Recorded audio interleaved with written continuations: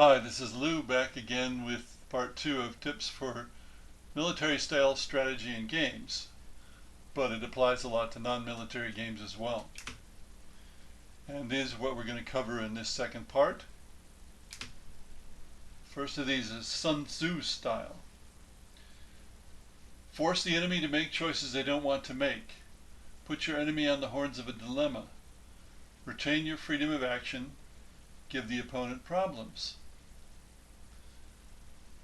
Quote, the art of war is, in the last result, the art of keeping one's freedom of action, unquote, which comes from Xenophon, a Greek historian who was involved in the March of the 10,000, if you've ever heard of that.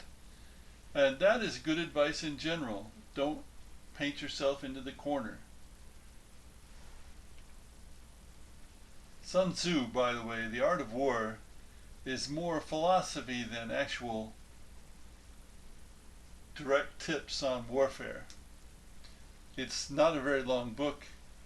I've read it. I don't know that I recommend that other people read it, but it is interesting. In a war, as opposed to a battle, there are limits on your attacking. You can't attack everywhere you want, even if you have the units available, because you won't have sufficient supplies at the same time for all those attacks.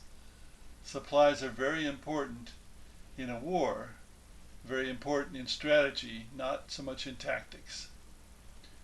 Napoleon said, the amateurs discuss tactics, the professionals discuss logistics. However, many games leave logistics of this sort out of the game entirely, even if it should be included, because it's not the fun part of generalship. And you always have to remember that war games are about generalship, not about war. But they're about generalship more in terms of command than in anything else. There's a lot more than just command to being a general. Don't waste your shot.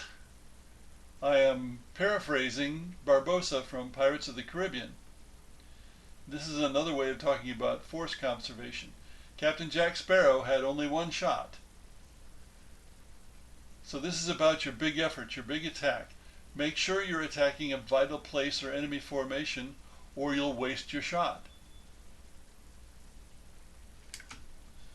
Overwhelm when you attack. Now the context for this is an even strength battle in a prototype called Conquer Britannia, a 4-player game. And Mark Gorton said, do you know who wins at even odds? Everybody else. He was trying to persuade somebody to not attack him at even odds. And you'll recall I said in the first part, a fair fight is for suckers, especially when there are more than two sides. It's war, not sport. Even up is not good. So, overwhelm when you attack. Don't say, well, I can make a 1-to-1 attack here. Do something because it's useful, not because you can. Useful meaning getting toward your goals, whatever those goals are. And if you haven't figured out what your goals are, then you've got big problems.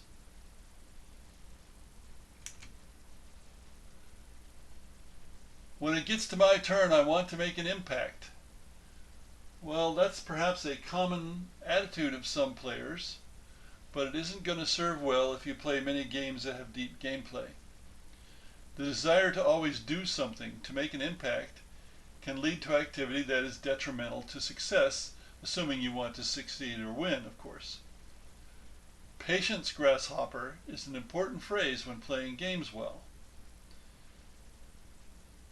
Compare it with the desire to throw the dice in craps. This is understandable, but the odds are against the shooter, so you shouldn't throw the dice. Instead, bet against the shooter. Don't worry about making an impact, worry about what will maximize your minimum gain or make you more likely that you'll succeed.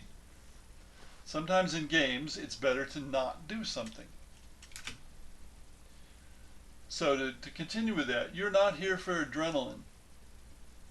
Not if you want to win. Some game players, and again, not the really good ones in terms of winning, routinely make risky choices in a game because they want the rush of adrenaline that leads to. Perhaps this is related to the gambling instinct that is much stronger in some people than in others. And we know that most gamblers lose money, that many lose a lot of money in the long run, but they keep gambling anyway. Well, what can the designer do about that? It comes back to who you're designing for. If you're designing for expert players, then you can only let the risk lovers fail. And you want to be sure the risks aren't ruining the game because too many succeed. Unfortunately, nowadays people tend not to take responsibility for their own actions, so the inveterate risk takers sometimes blame the game, not themselves. But if you design your game to protect or reward the risk takers, it is likely to become pablum. That is, something that's no longer an intellectual exercise, that's perhaps rather random. And that's the kind of game many people like. But is it the kind of game you want to make? It's not the kind of game I want to make. So we come back to patience, especially at higher game scales. As you go from individual to tactical to strategic to grand strategic, the less you have a need to immediately react to every opposing move. A large proportion of good play depends on good timing. You can't control your timing if you can't be patient. Impatience means you're losing control. Now again, that's not the way some people want to play, but if so, they're probably not going to be good at military strategy type games.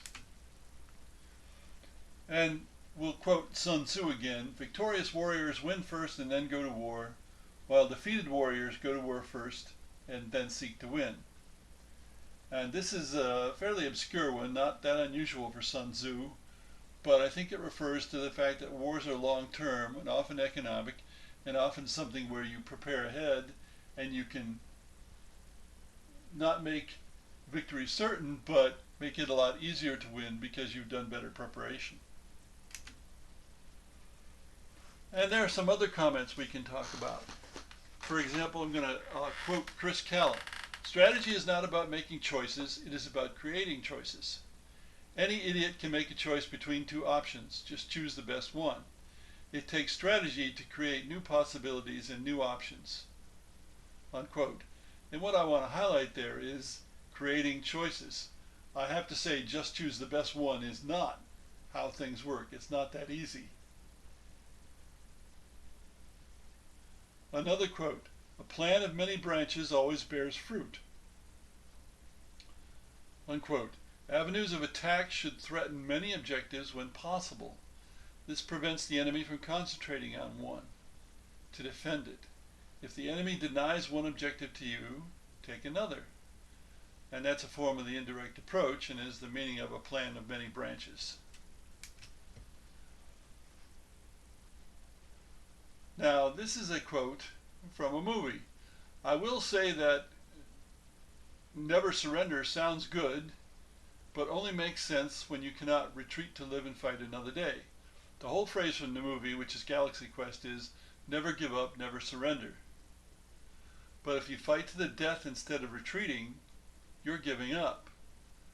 So never give up, never surrender doesn't mean fight to the death. It means to keep on fighting and not give up. Now we can talk about game difficulty in relation to games of military strategy. In a tabletop game, you're most likely going to see that people who see and use the more subtle ways to win a game, they're going to be the ones who are most successful. There will be easily seen ways as well, but those won't be as good as the subtle ways. Perhaps the ideal in a tabletop game would be a game where people learn together, first picking up the easily seen ways to succeed, then gradually revealing the more subtle ones as they all get more experience with the game. But that won't help when you get novices playing with players who already understand the subtleties, unless it's a co-op. A great virtue of video games is that they can be programmed to adjust to the player. So a video game can certainly have both characteristics: easily seen ways to be successful and more subtle, more long-term ways. Now, there's a lot to absorb here. Being good at military strategy games isn't something to be learned in a short time. Experience counts. But you also need to want to be good at this kind of game. And I suspect nowadays a lot of people are not. Thanks for listening.